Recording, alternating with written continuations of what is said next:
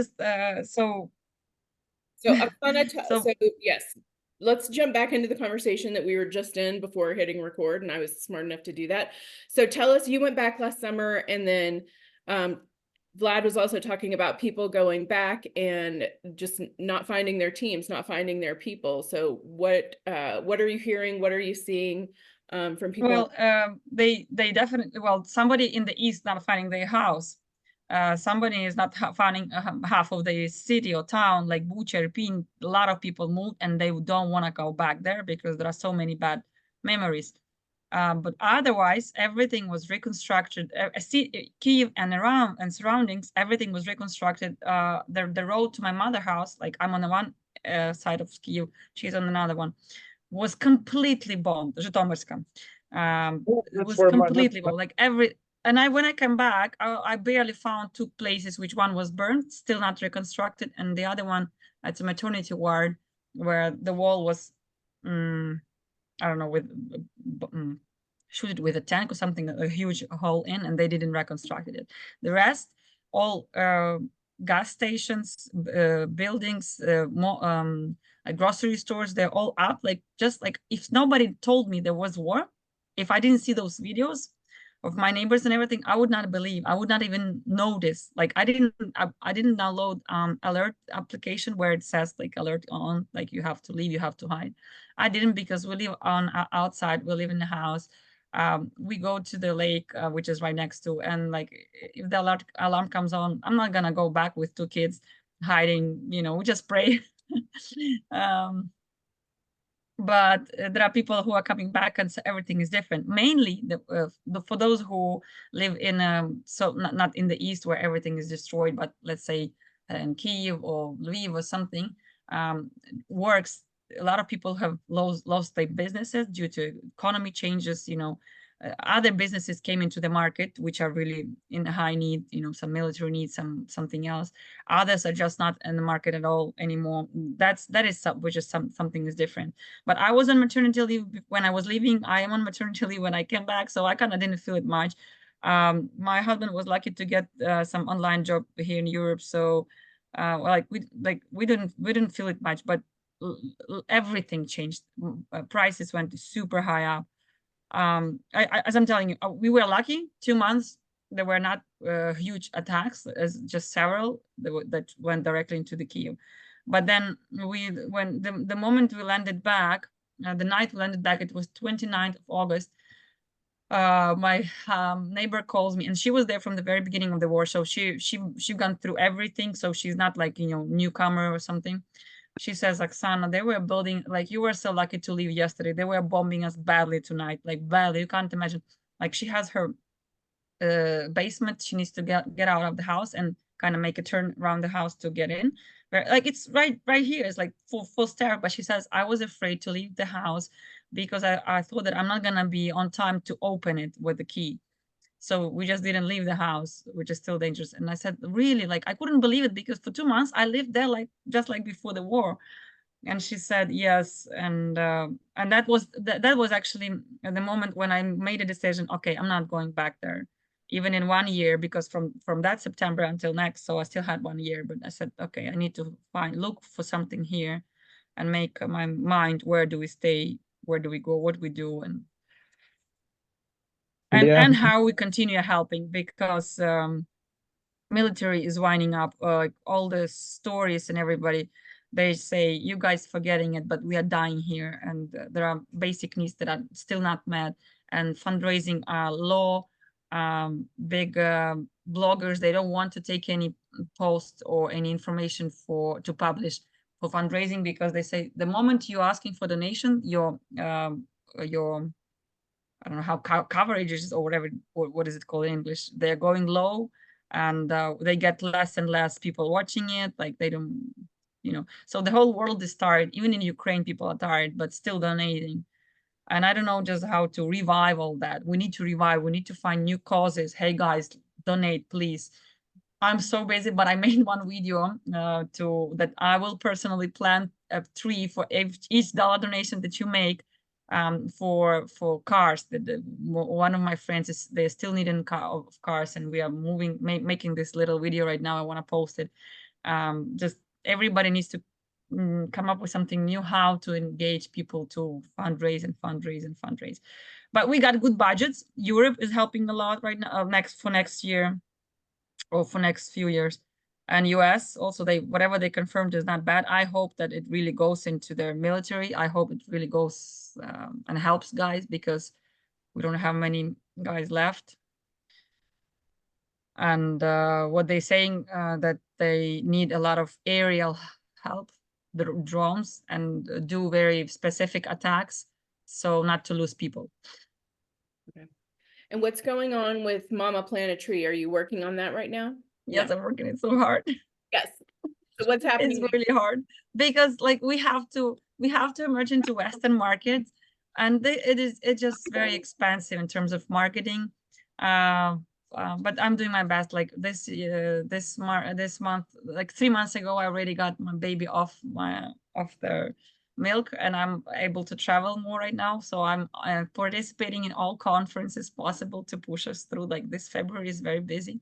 I'm in a hotel today too. But hopefully we will push it through so we can become some kind of, I don't know, I really aim to become some international program, because it's a very good social message. Mama plant a tree, and then we demine, we help wherever. Also we are being an offsetting company, of course, but then I really imagine it to be some social program for maternity wards in the state, in the country. It can be any country, for hospital, like maternity wards or schools, kindergartens. That's just to start with, and of course to play the role of a regular offsetting company. We also developed know-how, tools. We're gonna be planting moss. We already co-partnered with American Climate Foundation. We're gonna be planting seaweeds with them somewhere else, but then we come back to Black Sea as well. My moss. We want to do a lot of work. It's just we need also financial help on that. So we're looking for either grants or investors. That's what my job is to push it through a little bit. Okay, but why? I'm curious. You said moss, right? That's not something I've heard of. Well, I know what moss is, but not in the climate space like this. So I've heard of the seaweed angle, but what is the moss angle? Moss is something that, like, there is a lot of interior moss, which is for beauty and beauty, which does not absorb much of CO2 in your house, even if you smoke.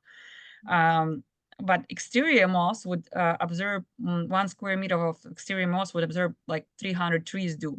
Absorb CO2. I mean, as much as 300 trees do. Sorry. So basically, it is very, very great opportunity, great alternative for trees. Soon we're not going to have place where we can plant trees, and in urban places where it's all in asphalt, it's all in stones, they don't even have places to plant trees sometimes. So it will be superb to place them on the walls and just cover some walls with moss, but we are testing it right now in different temperatures. In Ukraine, the testing is being delivered in Ukraine. If we manage to bring it somewhere to some south climates to test it as well, and then just we need to produce it a lot. Like, it's a cost to business though. But once it out, once it is out. What you're saying about Oksana, what you're saying about the moss, you just answered a question I've had for the last 10 years. And I'll tell you why. Let me tell you a story. I'm in trucking, transportation. So we get this order, this was like 10 years ago, of 6 pallets of moss going from Oregon to like the Hamptons, somewhere like in this fancy neighborhood somewhere. So with the it just blew my mind. I'm like, what the hell does somebody want moss truck it across the country from Oregon all the way there? And I called the driver. I'm like, what the hell did they use it for? He says, you won't believe it. He said they carried it in the guy's house, and there's a whole bedroom. They use it. They set it up like carpet. They pretty much, so he's going to be walking. It's interior one. It's interior one. Mm-hmm. And I'm like, are you sure? He says, yeah. He says, I saw it with my own eyes. And I thought to myself, these rich people are just insane. What the hell is wrong with them? They're losing their mind. Well, the interior one is very easy to access on the market right now. There are plenty of interior moss right now. Now what you're saying is like, so if it produces like oxygen, or it takes out and it consumes CO2. Yeah, yes. so now No, but the interior one, I don't believe that interior does. But maybe they had some special. Maybe they had they had like dirt and everything. I mean, they had real one. The exterior. That's exterior one. Yeah, they So you see, put it in the house. now you understand why they wanted it. Anyway, so it's a great thing, and then we could produce it in Ukraine. That could be like, you know, we're gonna create job places, we're gonna create the whole business there. That would be great, but we need investors for that, and like support, like also to patent it, just to support it. Because Goodyear, the Goodyear, they also prototyped it several years ago, but they never did it. They wanted to put it in the tire of the car. So each car has moss inside of the tire. So basically the car is going and automatically the moss is absorbing CO2 as it is in the tire. Yes, that would be great for all the logistics sector to offset that way. But they never did it. So probably my mom planted tree wants to, kind of, you know, very ambitious. Yeah. Though, but it's hard because it also has in the car. It's even harder. The construction is hard. But let's see. The first money come first. So money will drive everything. Money will drive moss offsetting, unsetting. I have a lot of things. I have a lot of great eco solutions, like really great things. And eco passport, maybe the thing that you were helping with. Yeah, so it also was moving in, and we just need to finish the technology, which also requires money, blah blah. Anyways, a lot of work to do. Hopefully we get it done. Yeah, a few projects. Yeah. Vlad, I think you have another shipment going to Ukraine. You said not. We're working on it. We're pretty much, I think the fellow that I work with, he still has some room in there. So trying to see what, you know, just he wants to fill it up all the way. And then as soon as we get it filled up, we're going to have to get it moved. And I'm going to take a break for a while. From Ukraine? From Ukraine, yeah. No, that's true. Like all the volunteers, they're also burning down. They need that. You need a break for sure. You deserve it. Until now, I just wanted to ask you if you, Vladimir, are you taking the break right now? Did you go? I wanted to ask you. Well, I'm kind of right now taking a break because we slowed down. I told him that I said, just, you know, let's take a break, but he's so passionate, you know, and I mean, I understand because thing is, I'm here. He actually went to visit down there when we were, you know, when the supplies were getting divided up and stuff. So he was actually down there looking, you know, just making sure everything was going, everything was going where it's supposed to. And so maybe, you know, he's seen things that I didn't see. So, I mean, you know, when you're on the ground there, you kind of get, you know, charged up. So that's probably why he still wants to push. And I'm like, well, I need a break. I said, the economy also slowed down. And I mean, I'm sure Vector sees it on their side as well, because they're in the sea container moving business. And you can read the articles. I mean, there's a huge slowdown in logistics. So people can't, you know, do things. They can't just, you know, support stuff like they used to. And remind me who your partner is there and where they are.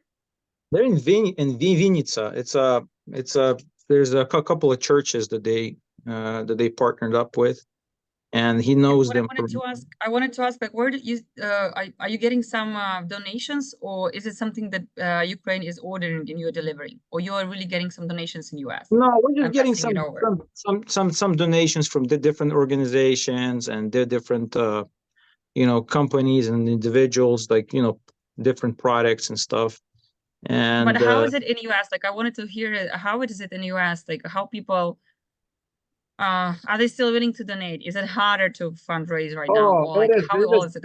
It is very hard right now. I mean, because the thing is, you have two problems. One of the major issues is the U.S. economy has slowed down. It hit the logistics sector very hard, and the logistics sector was the main driver, I would say, for, you know, to move the products and to, you know, to help out.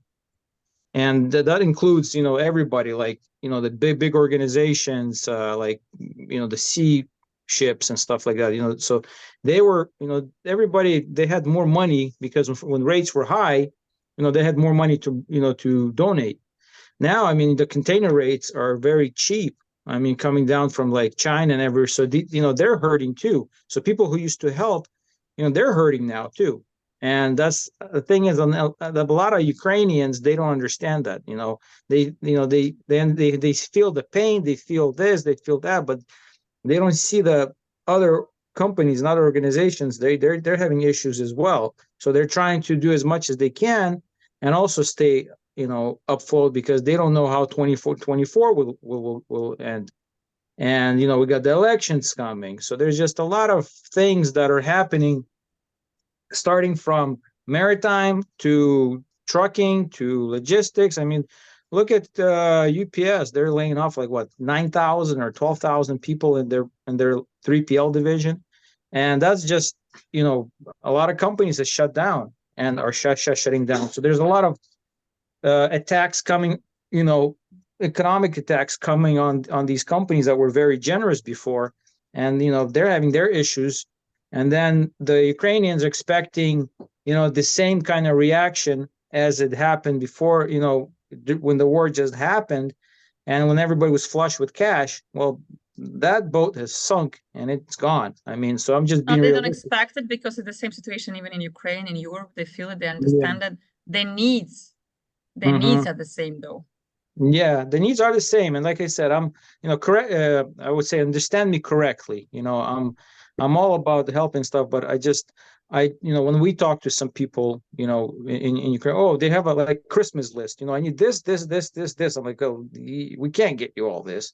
I mean, it's not like a year ago, 2 years ago. Now we can maybe get you half of it.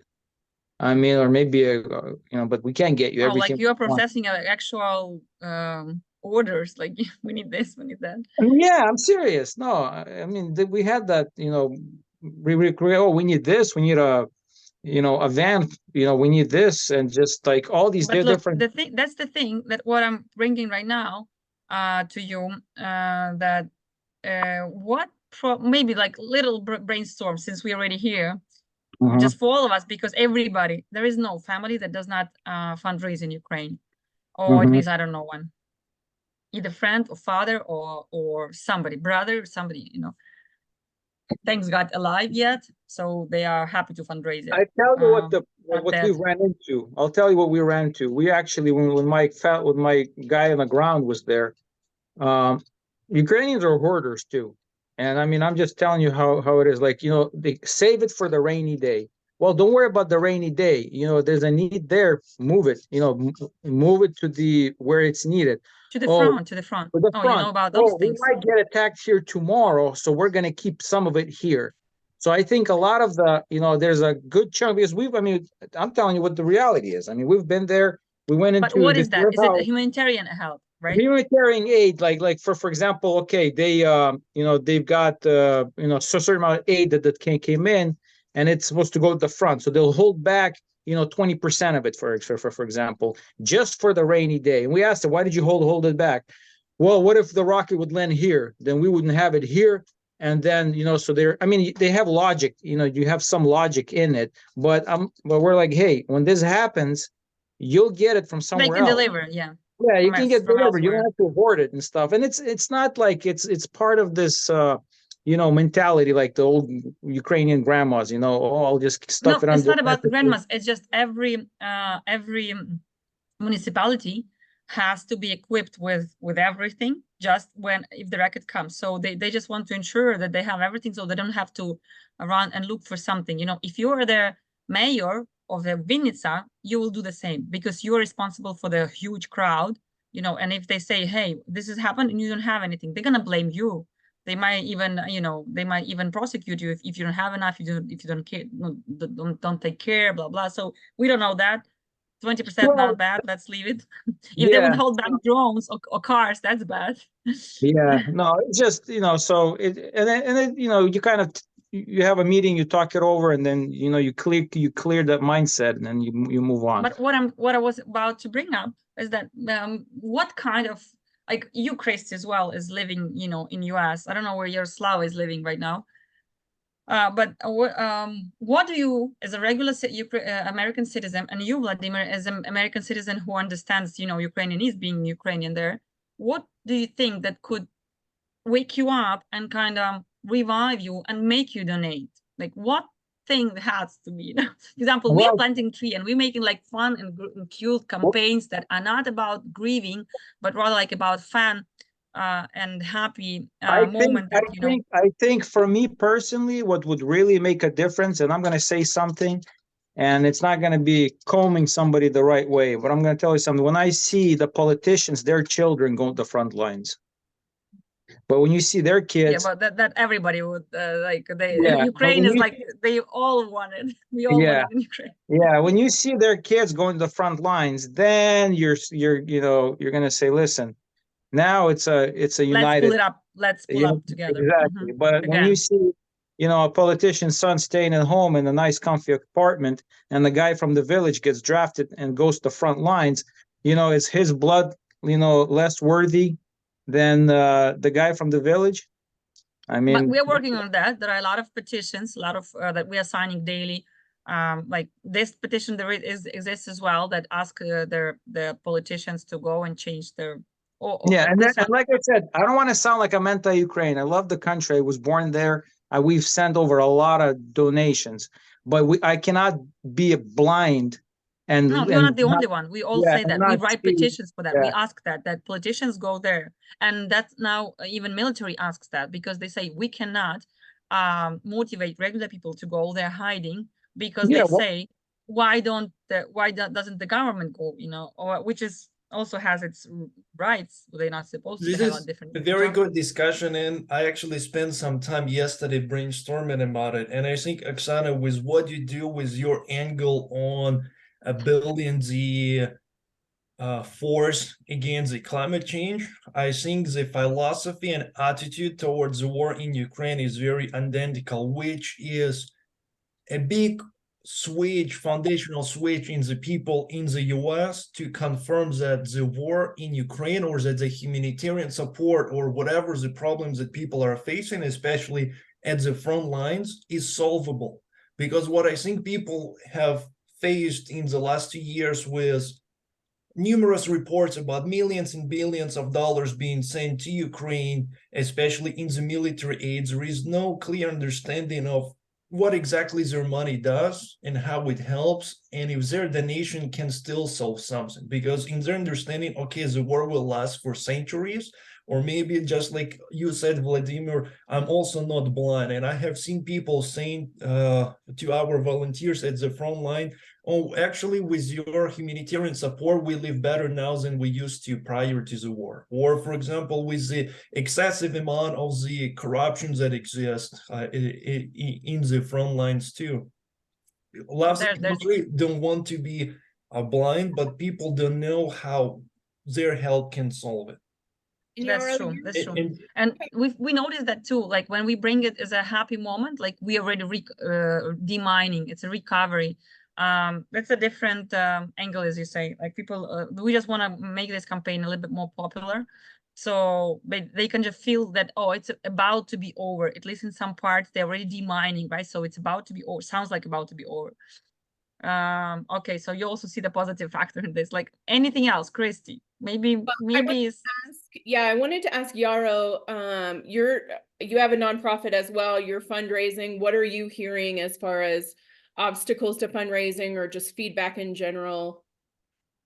The first obstacle is that we faced it early in 2022 and rolling into 2023, and what Vladimir was reflecting in the decline in the logistics. Part of that, there were so many commercial companies and nonprofits who have immediately allocated their emergency funds, even though helping Ukraine wasn't in their core mission statement. But they, as an emergency response, they said, okay, we see the people suffering, we will support. And then they slowly started retrieving the money. And that basis continues. So, for example, first year we raised $1.5 million.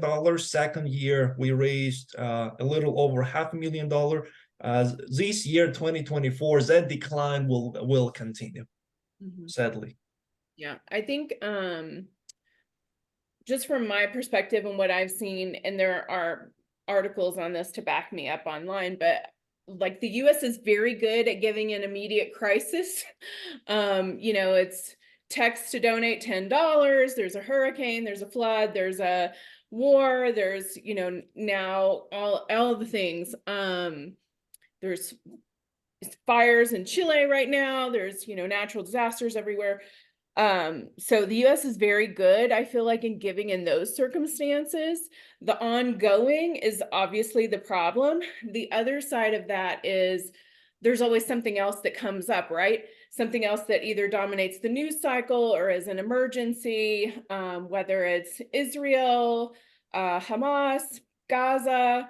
There was the flooding in Pakistan. There's the fires in Chile right now. There was the rural China region that was also devastated by landslides and rain and everything. So I think that's where it kind of gets difficult, is even though, like, because logistics is everything, I have the news on all day long because everything is related to logistics. And so, there's always some catastrophe that's dominating the news cycle. So I feel like over and over again, Ukraine is still in the news cycle, which is good.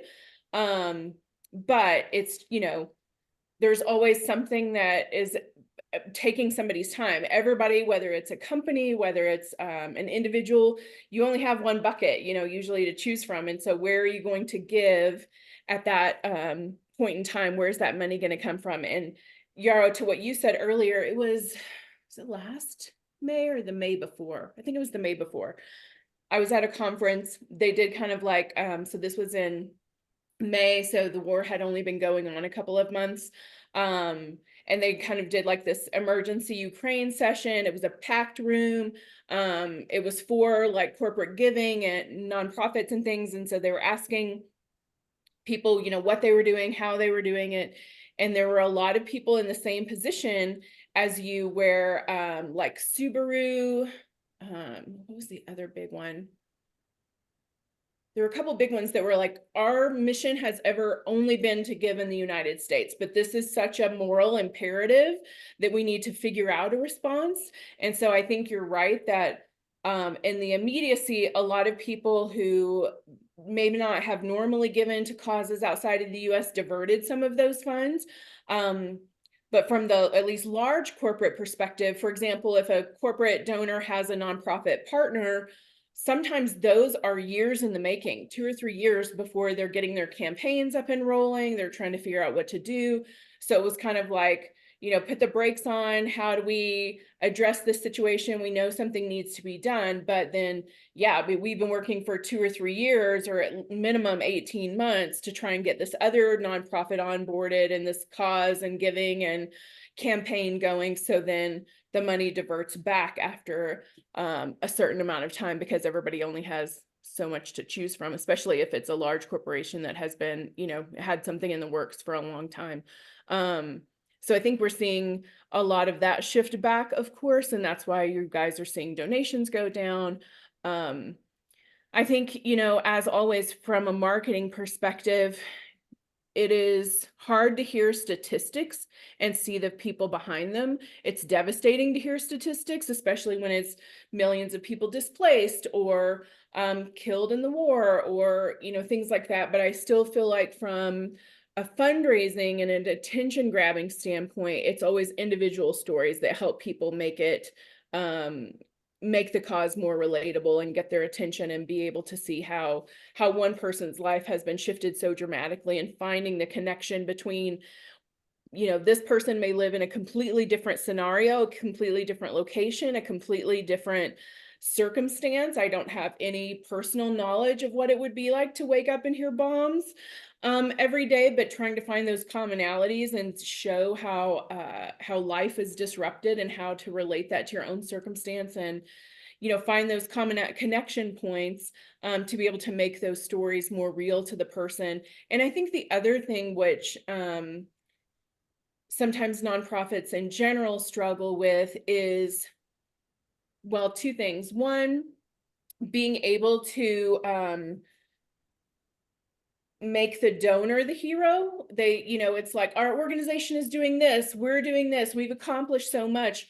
Well, the donor needs to know how much they were a part of the mission, and how to get involved, and how to be that, and how to let them see that they are the hero of this story and not just the nonprofit itself. And I think the other aspect of that is really showing the people and places behind that, and being able to let people interact. So, for example, Vlad, if you had like, okay, everybody that's, you know, donated products or goods or shipping or whatever, we're going to have a live video stream with our church partners, you know, in Ukraine. You can ask them questions, you can just hear their stories. And so being able to make those connection points between not just telling a story, but letting your donors like have more of that interaction with the people, so that they can really see the people that their donations are going to and how it's being used. I think those are always super helpful, especially when there's always another cause that comes up, because none of them are bad to give to. I'm not going to, you know, punish anybody for giving to anything, because there's so many good causes out there. But you also have to make them really care about that cause. Yeah, no, I agree. I agree. It's just I think with the election year and stuff like that, there's going to be, and hopefully the Ukrainians are going to be smart about it in Ukraine and understand that this is an election year as well, and don't give any provocation to, you know, the political machine. You know, don't give any ammo for them to use and to make you look bad, because this is going to be a nasty election, and I'm just it's going to be a very, very nasty election in my opinion, and just there's going to be a lot of fighting, a lot of finger pointing, and I just think if the Ukrainians are not smart this year, as far as that they really watch what they do, and if it's kosher, make sure it's extra kosher. If it's you know, that it's, things are very well documented and stuff like that, because any politician, no matter which side of the aisle, you know, can, you know, they can politicize stuff just to score political points, and they don't care about anything else. They just want to get, you know, their point across, and not that their point is bad, you know, and then, you know, then every single, you know, and every single, like I said, every single lie, there's a little bit of truth in it. So just like, you know, and I think nobody can hurt Ukrainians more than Ukrainians can hurt themselves. That's kind of my own analogy of it. Yeah. Well, even to your, I like what you said earlier too, about just helping to ensure that the donation is getting where people intended it to be. We've all on this call and elsewhere heard just terrible stories of donations going over, not being tracked, or being left by the side of the road because there wasn't really anybody to accept it, and all of that. So making sure that you know, and you know, so I've reached out to a couple of you. Yarrow and I have had multiple emails back and forth about, you shipped this amount of food. Well, how many people did that impact? And, you know, where are those stories? And how is that, you know, what does that help look like in practicality? So I think that's all really important. Oksana, you're on mute. You were about to say something. I was just saying, but you went on because I wasn't. Just that the story is good. The personal story which you mentioned, we didn't think about it, and there are like every person you take as a personal story that you know, is so unique for foreigners, and we need to bring them up more and more, and find a way how to do it, how to attract attention to it in a positive way. I believe that something that is positive will attract, you know, some positive moments about the war, and how donators can become positive heroes in these positive moments, something like this, right? This is also, Oksana, I want to highlight it. That's very much where also Vladimir said that sometimes Ukrainians can advocate against themselves, and Ukrainians started digging a very deep hole for themselves. When the war started, everybody was showing how much pity Ukrainian people need, right? Look at the distraction, look at the emotional strain, look at how many people have become refugees, mothers, children, just like in your case, for example, with moving back and forth. And those stories are so personal and intimate. And the problem with that, there was no positive influence on the American people, right? From the perspective of how I see it here in the US. So they have dug a very deep hole, because now people are emotionally drained to hear more of these stories, right? Because you have to filter them, you have to process them, you have to sleep on them, and people want so to. that's what I'm saying. We should them. show less negative stories, but rather show, because already 2 years passed. there are a lot of bad stories which have a positive success now. Even my story is a positive, has a positive success at the end. And we need to tell them, especially some kids which were like, you know, without the arm or something, and show the positive impact and show that like, and then if there is a donation ask at the end, when you showed like, we saved this kid is playing football with that leg, you know, all this, that kid has won something this in US on this, like, you know, to show how this immigrants who came into US helped, like got helped first, and then how they are helping right now the US, like how they're contributing to the society.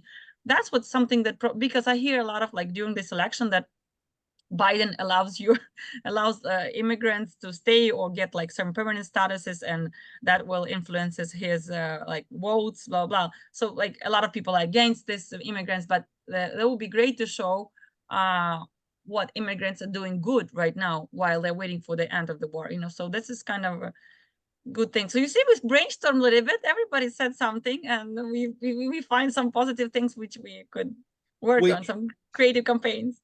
Yes, which in conclusion, in 2024, what we have to do is to come up with very creative ways to bring those testimonies, those stories of Ukrainian people to the people in the US and to the people in Europe and across the world.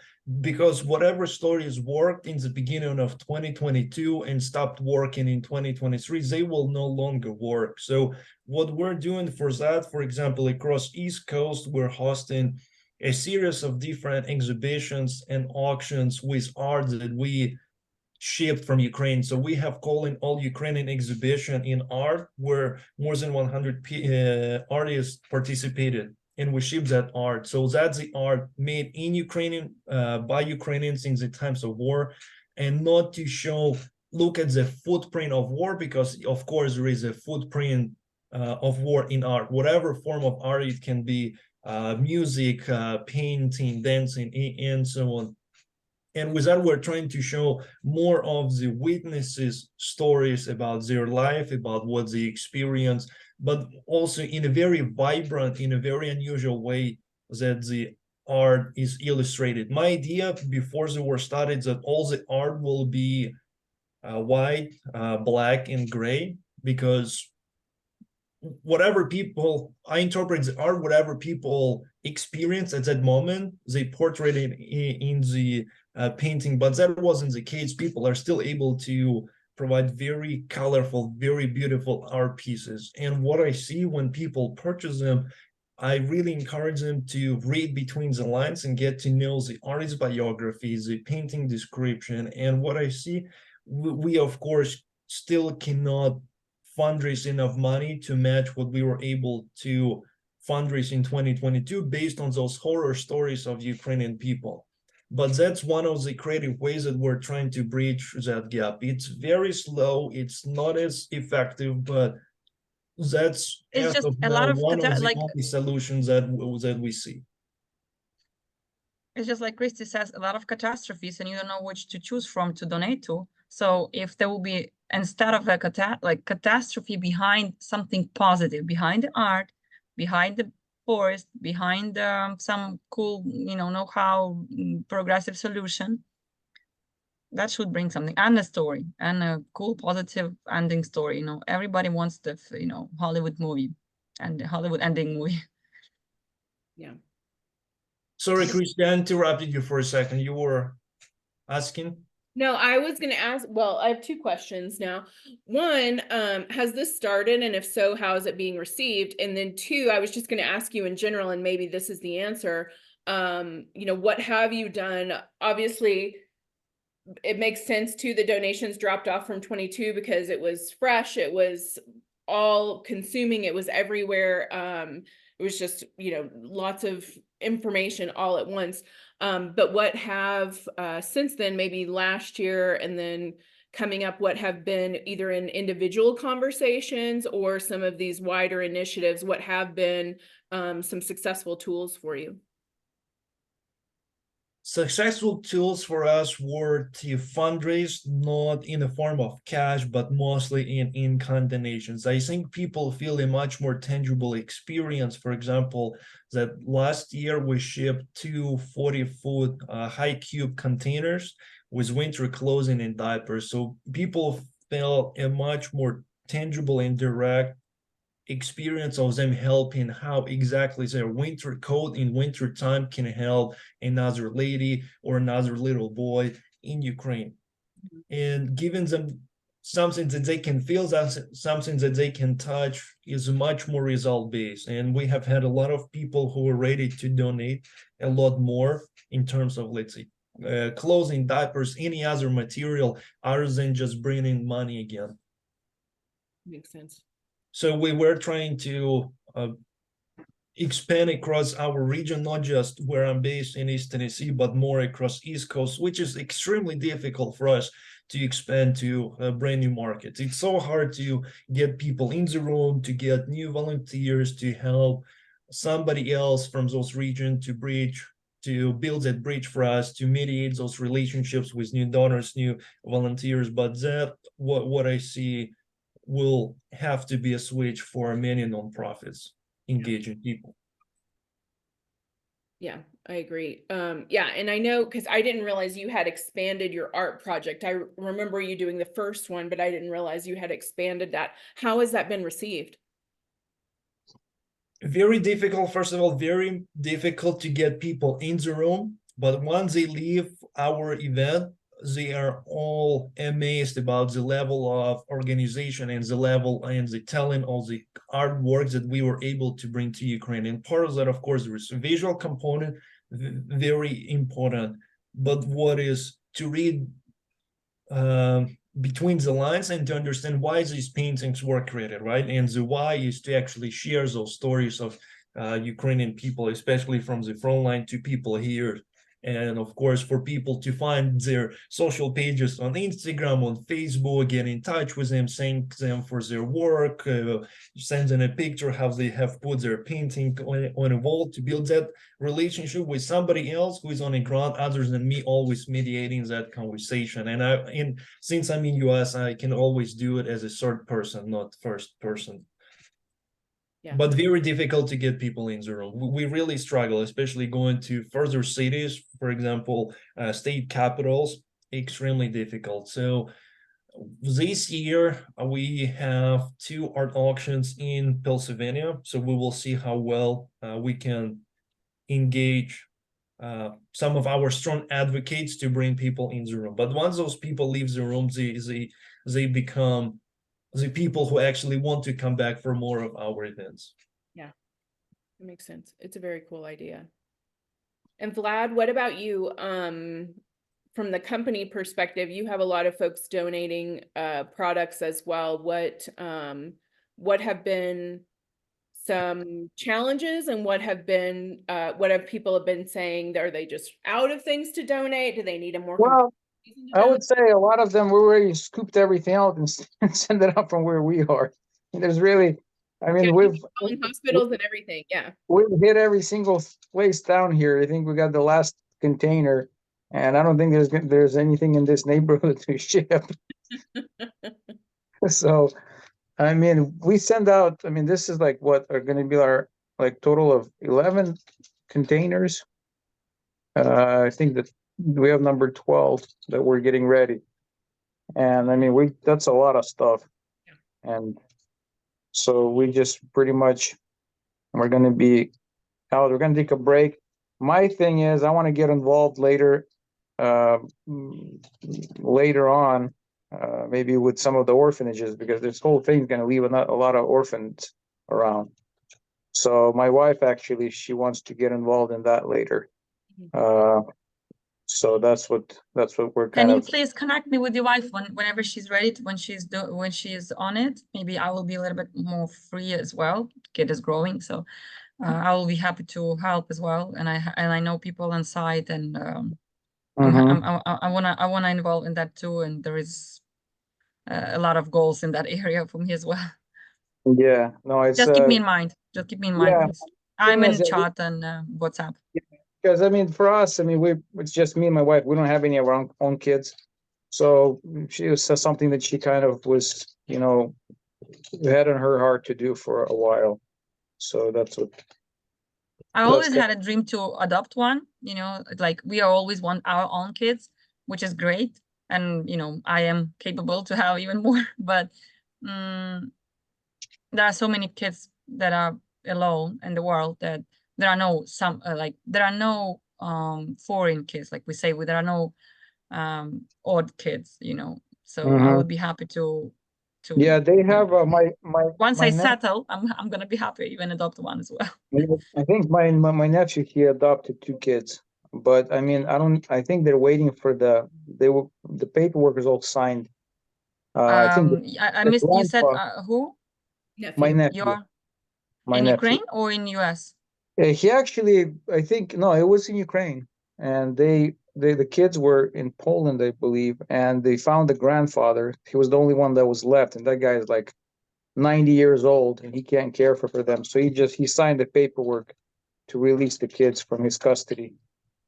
So I think that was the only like surviving relative that they had. So, and he says, I can't raise them, I'm too old. So he gave them up, and my nephew adopted them. I think it was like 2 brothers or something. That's great. That's great. It's quite hard. It's quite hard. Somebody, like, it's not even on news. It's not even on social media. Like, a lot of people are looking for that, but they don't even know what they don't find. There was one case of public celebrity in Ukraine adopting one kid these last 2 years, and she's also a lawyer by profession, and she says like she had gone through nightmare, and they're celebrities, they're, you know, presenters in the TV, and she said like it was the hardest, super hard procedure. So she's right now on it to make it, to simplify it, so it's open to more Ukrainians to do it, and especially those Ukrainians who had a chance to move outside, who live abroad right now, and have more possibilities and can take the kids and as well. So it's just keep me in mind. I'm on with you. I'm gonna be on with your team. Okay. Yeah, I'll give your contact information to my wife. Please do. Well, we're almost at an hour. This has been a great discussion, different from kind of the format the last couple of times. Different. Really Yes, good. we have been covering Greece to Ukraine for the last hour. No, it just, since we, like, listen, everybody says no, donation drop, the logistics drop, like nothing to carry. So we had to have a session where we could brainstorm how we can like, you know, attract more donations. And like what I see, less humanitarian help is needed, more military, or at least drones and cars. Like if it's not like you cannot donate or buy or whatever military and things, but at least drones or cars, used cars for pickups, they always needed. That's something that we always donate for. And prices are still super high and still hard to find in Ukraine, impossible. So we're bringing him somewhere from UK. So I don't know, the whole world will be Yeah, still the thing is, donating the whole cars. thing is all screwed up there, because if you're a U.S. citizen, you can bring a car across with no issue. So actually, I know this girl. She all she does is like she brings vehicles from for nonprofit organization, because she's a U.S. citizen. So she flies there. She lives there for 2 months. All she does is drive cars across the border, because with the U.S. passport, they'll let her through with no issue. And Can you give me the contact of the girl? Because right now they like the car that we were fundraising for, they're bringing it from UK, and we actually are to pay the customs and everything. And the truck is come up to 7,000, where it costs like, I don't know, 3, 4, even not. And this probably will be bumped or shorted down in a week, 3, I don't know, 1 month or something. And it's like just such a pity that we're wasting so much money. And Ukrainians have done so many different schemes how to cheat on their own border. Their own border doesn't let them, because a lot of people also use this border to when there was a free entrance for the cars, remember last year, for some period of time, a lot of people use it not for military but for own needs, and there was a huge down for the market who was selling the cars in Ukraine. So of course, but those now who really need it for the cars, for the military, they're coming up with great illegal schemes how to bring them in, you know, which is still harder. It's either if we have a contact like that with that passport, you know. Yeah. So maybe sometimes when she comes, she can The just thing help is, us to drive one actually, car. it's perfectly legal. It's within the law. She's a U.S. citizen, so she can bring in a vehicle. No, that in. one, yes, but I'm talking about So, regular Ukrainians who go yeah. abroad, bring something in, like Yeah. they do, And- they're yeah, and finding legal things. Yeah, she's been doing that for a while now. That I mean, I follow her on Instagram, and like you can see that she's been doing that for a while. She's and Ukrainian who has a US yeah, passport, she's right? Ukrainian. Yeah, she came here when she was a kid. I think she was Nice, very, that's very nice. young, and then she just she used to live in Florida. Then she moved to California, and she works at the nonprofit there. And on her like breaks, she just goes there and does it. Will you Okay, send just her connect me, please. Instagram account? Yeah. Let me see if I can. And then Oksana, I don't remember if I had connected you in the past to UA Resistance, but they are collecting supplies, and then they fill ambulances with supplies and then ship the ambulances over. In US? Yes, they're based out of Chicago. No, and thank you. I'm copying it right now. I can introduce you to her via email. And how do they ship? Do they ship through you? No, they've been using, I think maybe the Ukrainian government pays for it. I'm trying to remember. It's been a while since I've talked to her. I will check. I will get in contact with them. Thank you. I copied. I don't note it down it for myself. Thank you. Yeah, where do I So if put? they do ambulances, they probably can help with cars as well. Thank you. Yeah. Where do I put their information? Where do I just copy paste her? Chat. You have Look the chat for chat open. It's in, under the 3 dots and more on the very right side. I don't like this. in the corner, top Okay. corner, Oh, top you're right corner. Chat right here. Yeah, So let me do this. that's fascinating. I would like to see So more. do I just now? Where do I? Team chat. Yeah, I don't know where buttons are on the, Did you guys see that or no? not yet.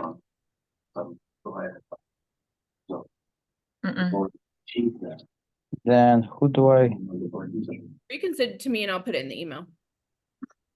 Okay. Just trying to. Okay, chat. We are at our hour, guys. This was awesome. Thank you for being here. Really awesome discussion. If anybody comes up with anything in the meantime, I'll put it in the other thing, the other chat room, the WhatsApp group, perfect. because I'm not very good. Well, and I don't use the Zoom app on my phone. You're gonna There be you go. yeah, you got it. On WhatsApp. Thank you, Christy, very much that you are patient and you're still doing all this gathering of Yeah. ours. I really, I will really aim to be more consistent. You know, I really hope. Like every time I register, I know. I'm rigorous on registering. I know you're out there somewhere paying attention and watching. I never doubt that. Yes. And it's good to see So, you. but it's just you just can't imagine how valuable it is that someone else cares apart from Ukrainians. Someone else is on with us. You know, like brings Ukrainian around to help.